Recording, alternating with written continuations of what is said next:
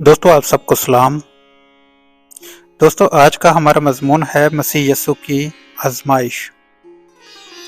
दोस्तों जब मसीह यस्सु ने बपतिस्मा लिया तो खुदा ने कहा ये मेरा बेटा है जिससे मैं खुश हूँ, और खुदा का रूह यस्सु पर कबूतर की मानद नाज़िल हुआ।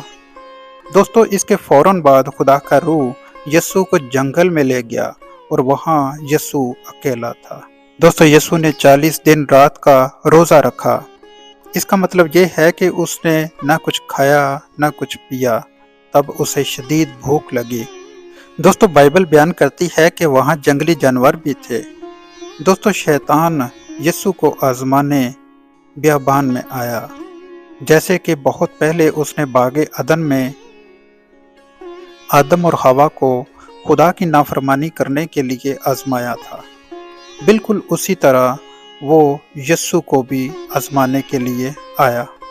तब अबलीस ने यस्सु से कहा, अगर तू खुदा का बेटा है तो इन पत्थरों को कह कि रोटियां बन जाएं।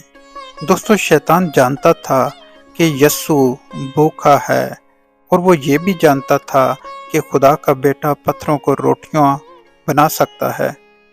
तब यस्सु ने जवाब दिया नहीं। यस्सु ने अबलीस की बात को ना माना, बल्कि उसने खुदा के कलाम में से उसे जवाब दिया कि आदमी सिर्फ रोटी ही से जीता ना रहेगा, बल्कि उस बात से जो खुदा के मुंह से निकलती है। दोस्तों फिर अबलीस यस्सु को यरूशलेम शहर की मुकद्दस हैकल में, जहां लोग खुदा की इबादत करते थे, ले गया और उसको हैकल के कुंगरे पर खड़ा कर दिया और कहा कि अगर तुम अपने आप को नीचे गिरा दोगे तो खुदा के कलाम में लिखा है कि उसके फरिश्ते तेरी हिफाजत करेंगे और तुझे अपने हाथों पर उठा लेंगे। दोस्तों तब यस्सु ने जवाब दिया, नहीं, ये भी लिखा है कि तू खुदावंद अपने खुदा की आजमाइश ना कर।